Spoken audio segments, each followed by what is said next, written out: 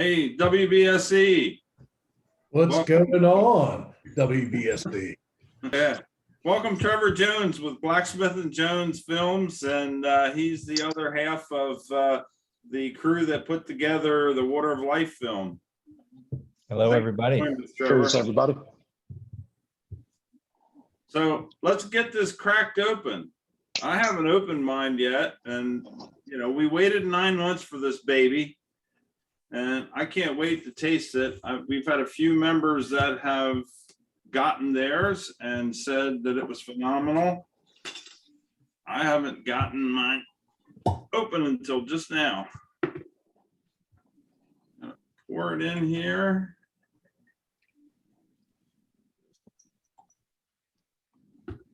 And this is a 12-year-old PX finish, personally selected by Billy Walker. I have my tasting notes from Billy here somewhere. Let me look at them here. Color is absolutely amazing. Like mahogany. Oh my God. Okay. 114 proof. PX punch on, cast number 5874, bottle June 2021, 114 proof, and rich mahogany. Get my nose in there.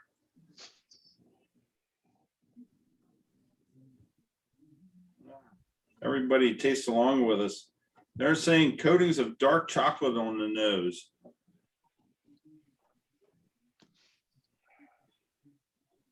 Yeah. Definitely.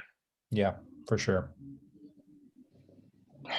So treacle, which when I first got in, we first got into doing these live tastings, I had to look that one up. I wasn't sure what in the hell treacle was, but it's molasses. Figs, plantains, ginger, and nutmeg. Definitely getting some of the nutmeg in here. Yeah, there's a spiciness to it for sure. Definitely. And I get that black molasses. Holy fuck. That is good. Oh, wow. Billy Walker. He is the man. There's a question, worth the 9 months wait? Yes. Yeah. It wasn't worth the aggravation that we dealt with, waiting for the 9 months and everything that Yeah. transpired. But that being that, this is amazing. I know we have a good handful of bottles left, so you go to Frank's Wine and Spirits and No. Everything's over at Potomac Wine. Okay, now. Potomac Wine now. And Trevor will have that up on his site. Yep. And we have it up on our WBSE Rickhouse barrel pick site, and we also have the link up on WBSE's in the pinned post. It's super long to read. It's too many forward slashes and dashes to read it all to you, but just make sure you get PotomacWines.com and the GlenAllachie 2009 special selected by Billy Walker. You get that, you're in the right spot. As I said, this is 114 proof. It doesn't drink like 114 proof, I have to say. No, it's got a little alcohol burn, but not much. This is smooth butter. I mean, it's so good. Yeah. So this sells for at Potomac's $149.99. If you buy 4 or more, it's $144.99. Now, of course, that's plus shipping, so you have to keep that in mind if you want a bottle of this. And there's a few left. So now let's go over what Billy says this tastes like. He says layers of treacle, or the black molasses, which I definitely get, dark chocolate, mocha, and heather honey, fused with pineapple, grapefruit, and cinnamon. I definitely get the spice of the cinnamon on the finish, and that finish just lasts forever. Holy shit. I'm loving that. We may have to get 1 or 2 more bottles. Yeah, I hear that. I'll say this, when we went to GlenAllachie, it was really one of the most special days of that we were there. And reason being, everything we tasted that, and we were there to film, but everywhere we filmed, they just gave us whiskey everywhere we went, and Billy was no exception. And so we would film. We wanted to film him pulling cask samples. And so every time he'd pull one, he'd put it in a glass and just give it around to everyone to taste. It was pre-COVID days, so everyone just tasted out of the same glass. Right. And everything that he pulled was incredible. So much so that the filming part of the day started to wash away. Greg tells a story that while we were in GlenAllachie, I came running out of the warehouse, calling for Greg, like urgent, like there was an emergency. And he heard me calling, and I'm a very calm guy. I'm not a shouty guy, and I don't, the urgency in my voice made him think that there was something tragically wrong. He came running over. And what I told him is, you have to get in there and taste this sample before everyone else drinks it all. Because whatever, I don't even know what he pulled. It was bright red. It was incredible. It was one of the most miraculous things I had to drink. And that had only beat like the 2 or 3 other things he had given us that day while we were walking around sampling. I wonder if that was the Grotamaco finish. We did sample that one. It was amazing. What we had, and it's in the film. It's the cask that he pulls out, and it's very red. You can see it. It's made the film, and he looks at it and tastes it and says, "This is definitely ready for the bottle." And that part in the movie, that's the one that I tasted, and then ran outside and gave Greg a heart attack, thinking that it was the camera had fallen or someone had fallen into down the stairs or something. For those of you that haven't seen the film, when you buy the bottle, you should get something like this with a QR code on, that you can access the film and see the film if you haven't seen it. It's a wonderful film. Everything you ever wanted to know about the history of Scotch, the demise, the rebirth, the distillers, the distilleries, the towns that were built around the distilleries. It's a wonderful film. These guys did a great job on this. Thank you very much. You're very welcome. Is that still being aired on PBS?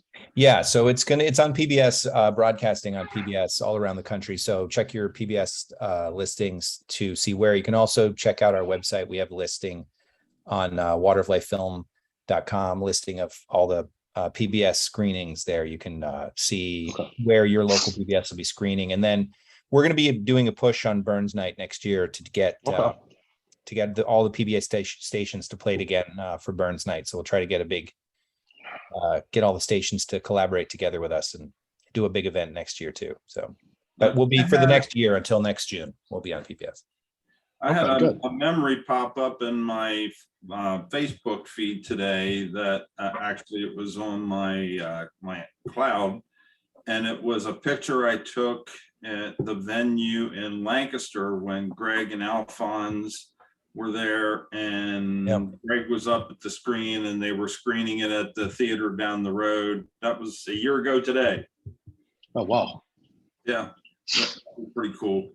It's amazing the way that time flies. I feel like, I mean, it helps. I think that we've been professionally drinking for the last 4 years.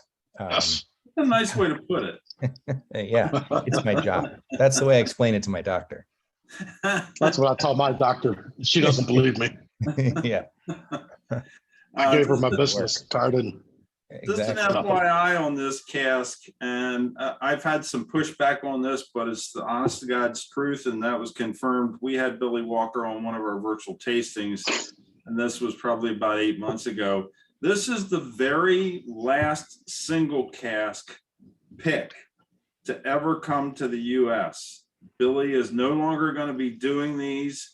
You might get one in Scotland, but you're not going to get another one in the U.S. So this is a collector's item. If you like to collect, I like to drink it. But seriously, you'll be able to get GlenAllachie's. They might say a single barrel on it or a single cask on it, but this is all from one single cask. It's not a blend of everything from the same rick house and the same level and the same floor and all that stuff. This is it. You want one of these? It's done.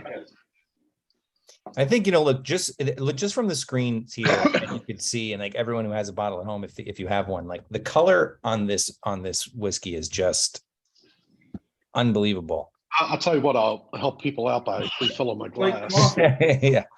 Seriously, it's like coffee. Yeah. It knows is great. The taste is amazing. And then the color, I think, as you know, that's as close as I could get without getting distorted. This, I mean, for, well, what is that? 12 years and some change. Right. That is super rich. I've had 20-year plus scotches in a PX finish that has not been this dark. This is, yeah, and incredible wood impact on that whiskey. The flavor profile in this is just amazing. I mean, I remember when Bill and I sampled this a little over 9 months ago. It was mind blowing, and I'm so glad we were able to be afforded the opportunity to do this between Impex and the Water of Life. Yeah.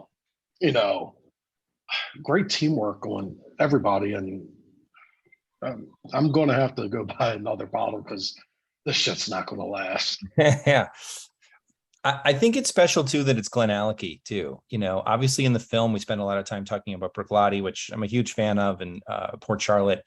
But there's something about Billy Walker that that we talk in the film a lot about Jim McEwen and Mark Renier, and it feels to me a lot in a lot of ways that Billy Walker is like the combination. Like if you could combine those two together in like a singular person. That the marketing and business acumen and the sort of like serial entrepreneurship of Mark with the whiskey expertise of Jim, the stuff that he's doing there at GlenAllachie is just really special. I would wager everything that comes out of there. Back before the GlenAllachie stuff when he was doing Ben Rioch and GlenDronach, and now he's having fun with the GlenAllachie. Yeah. Correct me if I'm wrong, Bill. He says it's like painting with wood. I think Bill may be having some technical issues. Yeah. Well, I'm trying to watch the questions come up here, and I have to turn the volume down in my ear because I've got the echo going on there. Yeah. So he says in the film, he says his favorite brush to paint with is wood. Yeah. And it really shows that with the different, I mean, I've had different GlenAllachies over the last year. Excuse me. And like all of them just been such an exceptional pour. The 15-year-old I shared over at Bill's Father's Day party was just mind-blowing. And this is not one bit of a letdown at all. I think the GlenAllachie 15 as like something you can get, a very available whiskey is, I think, one of the best whiskeys. Right. Yeah, that GlenAllachie 15 is spectacular. It's my go-to gift. If I'm going to bring a gift to someone, that's the one I bring. When you're going to stop by the house, man. Yeah, perfect. I'll bring it by next time I'm over there. So somebody just asked the question, what's the name of the film? So Trevor, you want to say a little bit about the film and what it took to get it? So the film is called The Water of Life. That's our logo right there, just above Bill's left shoulder there. There it is on your tag, neck tag too. So the film is called The Water of Life. We're actually going to also we're available now. We're going to be in the beginning of August available on Apple TV for rent. If you don't end up buying a bottle or getting a bottle, if you miss out, you can rent it on Apple TV in August. But I'd rather buy the bottle. Yeah, well, if you buy the bottle, you get the movie free, so it's a real good deal. Plus, the whiskey is spectacular. But the film is about it's about the revival of Scotch whiskey in the late 90s, early 2000s. Scotch was suffering like a tremendous downturn in business, and because of the arrival on the scene of these crazy innovative guys like Billy Walker, for example, and Jim McEwen at Bruichladdich, Rachel Berry, a bunch of really innovative people came on the scene and started doing some really exceptional things with whiskey and really turned it around. And it was the birth of single malt, really. is when single malt started exploding on the scene, becoming what it was. And before then, it was like 90. I mean, it still is a huge, blended whiskey is still the dominant force in the game. But really, the explosion of single malt, which is the kinds of things that got groups like us together, that happened. That it was only that old, really. And so our story follows. The film follows primarily Jim McEwen and Mark Renier as they relaunched the Bruichladdich distillery, and them and Billy Walker, and how they changed the face of single malt and made it what it is today, which is, I think, the finest spirit in the world. I know there's a lot of bourbon folks here too, but what I think, what those guys did with Scotch from where it was then to where it is now is, and there's heartbreak and betrayal, it's also a movie. So, yeah, it's a documentary, and I would hope you to please check it out. Also, if you follow us on our website and our social media, we've been doing a lot of tasting events with the film where you can watch the movie and do a tasting. We are doing an event right now in Miami. We just started 17 minutes ago, where they're doing a 3-dram tasting during the film. So you watch the movie, and then a little icon shows up, and then when the icon shows up, that's when you drink your Octomore 12.2, and then. Nice. That's a wonderful whiskey. Yeah, so we have a 3-dram tasting. It's going two around. Guys who are not peat heads. Probably one of the best peated whiskeys. Octomore. Yeah. Well, and that's the thing to me that is so exciting about people like Billy or like Jim, and what they did is that we went to a tasting on the Feshiel and last year, or before COVID, the first one pre-COVID, and they did a tasting. It was the Event Horizon was their festival dram, which is an Octomore. And they did an Octomore tasting. It was like a 6-dram Octomore tasting, and these are all whiskeys that are like 60% ABV or above. These are whiskeys that have like 120 parts per million peat phenols, which is double what Lafroig is. And some of them were only like 5 years old. And what they said when they were doing the presentation is that on paper, if you just said, here's going to be a 70%, 5-year-old, 70% alcohol by volume, heavily peated, so heavily peated, it's going to be more heavily peated than anything you've ever had. And it's going to be delicious and nuanced and special. You wouldn't believe it until you have it. And that's what I think makes them special. It's what makes Billy special, is they put these things together. Like the amount of color on this whiskey that we're drinking, and you see that, it would set off alarm bells for me that it's going to be too woody. It's going to have too much wood impact. It's not going to be, it's very high. It's very hot. It's got way too much color, and you'd think, so nice. And this is, I think, what makes guys like Billy so special, is they take things that shouldn't be right, but because they are on another level, they're on like a matrix level with their whiskey knowledge and wood knowledge and the way that they manage the barrels and the spirit. I think that's why their stuff is so much more exceptional than everyone else's. Mm-hmm. Well, and I think one of the things that I've learned as well with the peat is depends on where it comes from. If it's coastal peat, mm-hmm. That's not necessarily for me. I don't like the iodine and Band-Aid flavor. The woodland peat, oh yeah, I like that. That's good stuff. And that Octomore, when I heard how peated it was, I thought, oh no. But I just have to try it. And I was like, wow, this is really good.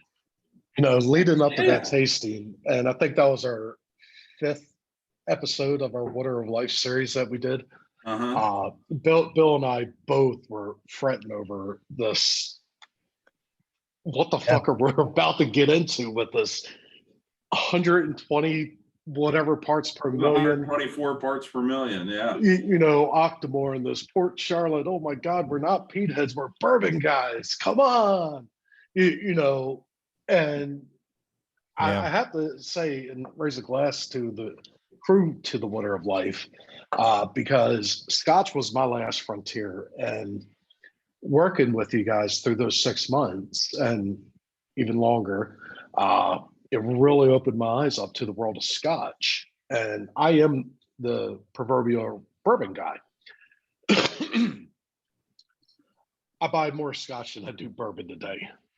It's kind of this weird phenomenon that's going on in my life, and I'm kind of a little bit lost. I'm kind of walking around liquor store like, where do I go? I want to be over here, but I'm drawn over here now. Yeah, I kind of went full circle. I started out as drinking Scotch, and then when I met Chad, then I got into bourbon, and now I'm back into Scotch. And well, I like it. If it's whiskey, I like it. Unless it's Coastal Pete, then I don't.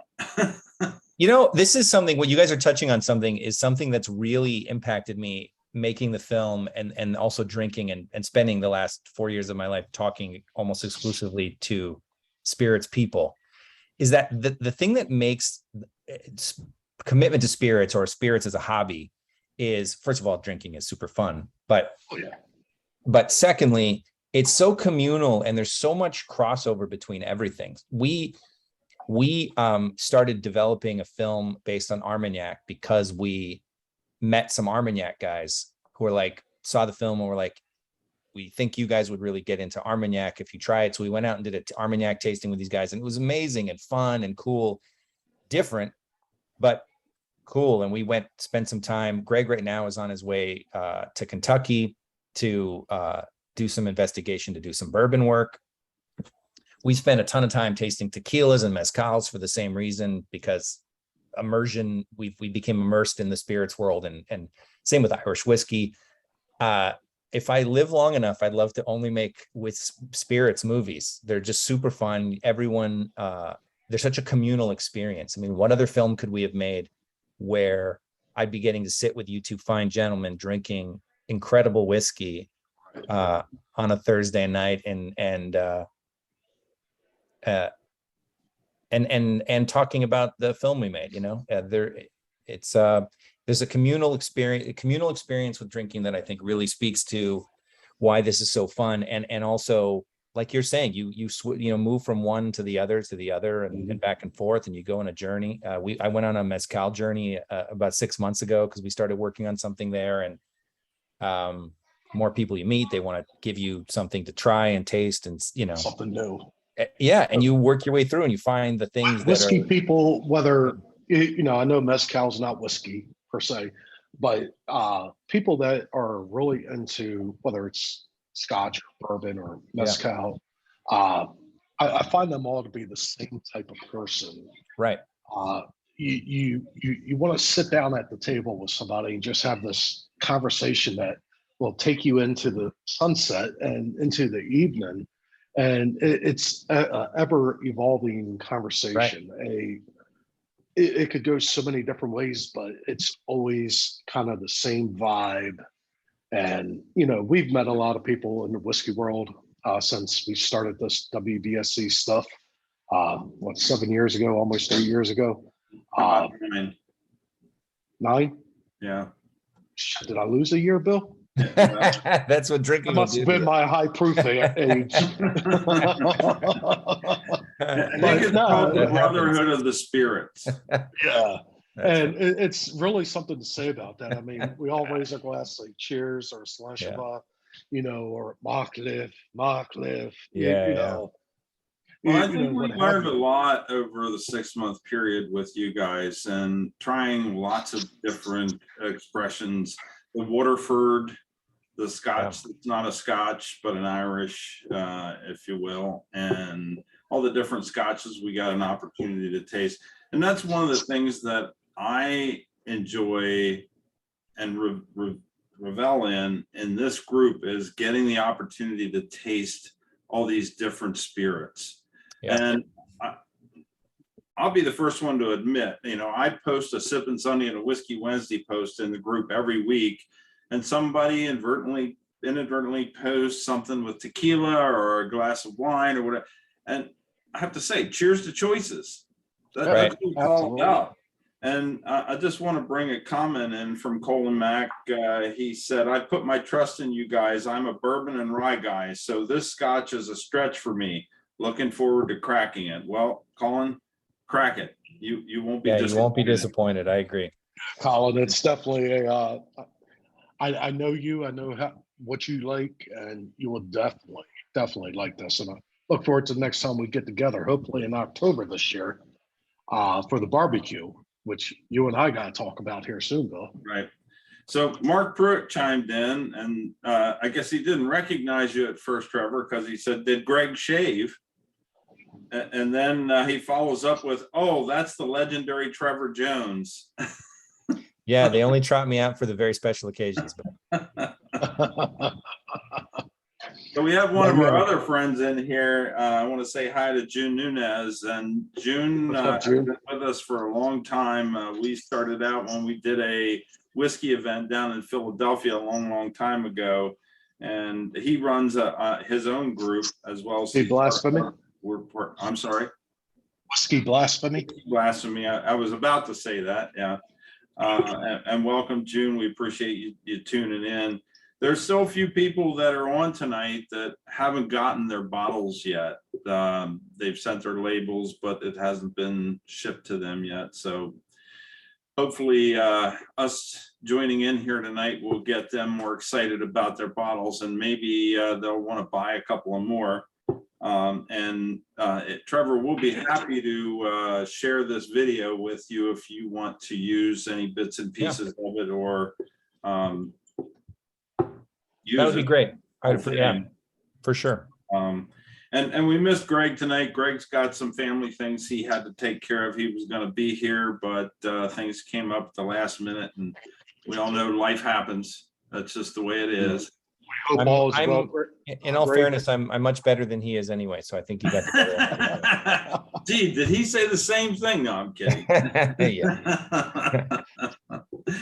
But seriously, for those of you that are just tuning in, I think we got Dave Chambers is watching now. Wayne Whitmer's on there. Sal Loianco is watching. Sal, I always screw your last name up. Hopefully I didn't screw it up too bad, but Sal, I don't know if you got a bottle of this or not, but if you didn't, man, you got to get this. Oh yeah. Mark Pruitt. By the way, Trevor, he thinks you're cute and he wants to kiss you on the side of your cheek. Oh. So back to the whiskey for a moment. Again, the nose on this is treacle, chocolate, and figs. And Trevor, take a sip and give us your flavor notes. I taste the spiciness on it too. I definitely nose the nutmeg and the cinnamon. The chocolatiness of it, I think, is really strong on the front end. That's what I'm getting a lot of. Yeah, definitely